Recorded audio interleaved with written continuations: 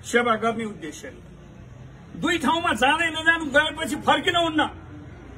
त्यो केटीको बाउले प्लेट समाउन मात्रै जनता जाने हो?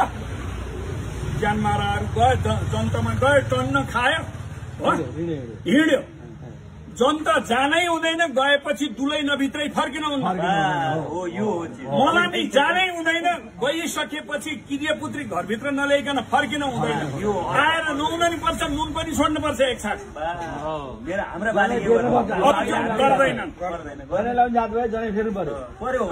होइन, जुन सुकै भए नि जनै फेर्नु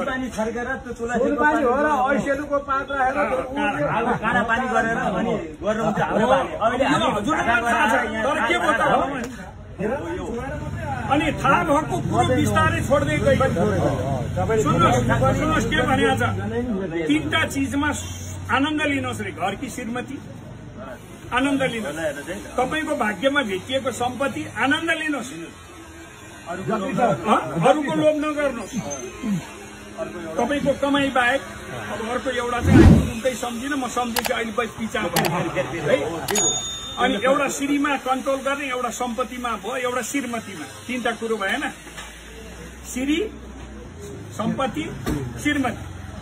श्री भने के, तिमी र म सँगै पल्टना खा होइन, तिमीलाई किन जमदार मात्रै दिए, मलाई किन दिए? त्यो त आफूले निकाल्ने कुरो हो नि। अनि यहाँ पसल खोल्यो, बाबु म नि यो यस्तै पूजा सामान खोलौँ भन्यो भने यहाँ चिरपटले हिर्काउन खोज्छ। यहाँ भइरहेको थियो, अरूसँग उठ्यो नि, यहाँ आएर खोल्यो बजियाले भनेर दिनका दिन दोकान।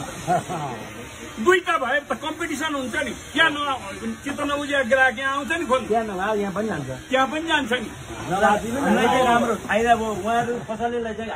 कहाँ घाटा हुन्छ? जति बढ्यो त्यति। ए बाबा, हामी अस्तिसम्म उयो बाबुलाई थाहा छ, बाइपासमा जान्थ्यौँ 1 किलो चिनी किन्न। अहिले कुहीबाट टेलिफोन गरे घर ल्याइदिने भयो हो किन बाबु?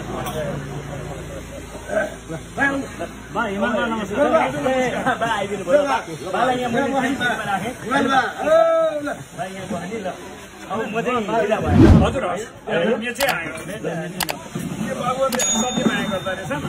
पहिला चिनिएन, अनि कसले हो चिया भन्थ्यो, चिया नखाइकन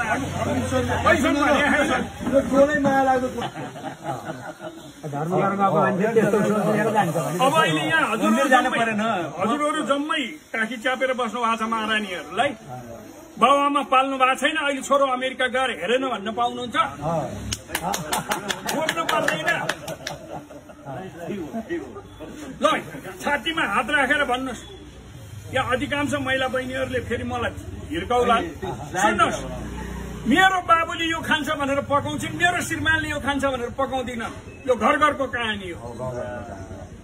अनि मान्छे के भन्छन् त, ओहो ओहो ओहो। अब सुन्नुहोस्, श्रीमतीले नमान्नेको जहिले पनि मृत्यु हुन्छ। श्रीमतीले भने नमान्नेको, श्रीमतीले भने मानेर आफ्नो प्राणभन्दा छोरो रामचन्द्रलाई दशरथले वनवास पठाए। मानेर मानेर सुनको मृग हुन्न भन्ने हामी जस्ता जैरेलाई थाहा छ, रामचन्द्रलाई थाहा थिएन। त्यो श्रीमतीको कुरा माने हुनाले रामचन्द्र वनमा हजुरको मृग खोज्न सवारी हो। अति राम्रै सधैँ 17 वर्षको हुने, 18 नहुने, 19 नहुने। अहिल्या, द्रौपदी, तारा, कुन्ती, मन्दोदरिस तथा पञ्चकन्या स्मृतित्यम महापातक नाशनम भने यी 5वटा जहिले नि कन्या हुने, उठेपछि कन्या हुने। 17 वर्षदेखि 18 नहुने यस्ता राम्री श्रीमती हुँदा हुँदै पनि रावणलाई सीता महारानीको लोभ लाग्दाखेरि अहिलेसम्म दशैंमा जलाउँदैछन् भारत। हामी त जलाउँदैनौँ, सहिले नमाने मान्छे जलेर मर्छ। त्यो अब मान्ने निर्वाही हुँदैन, बढी मान्नेलाई पनि फेरि अब कस्तो छ रमाइलो। ए बाबु, आज मेरो भाइ र सुन्दै आउने हुनुहुँदैछ, के खुवाउने होला, अलिकति व्यवस्था गर्न पाए हुन्थ्यो। के खुवाउनु पर्छ तिम्रो दाइहरूलाई? त्यहाँ जे छ त्यही खान्छन् नि।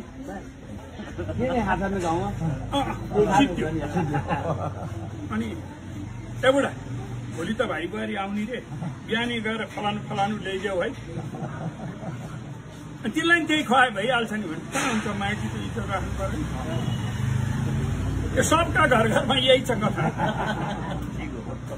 बुझ्नुभयो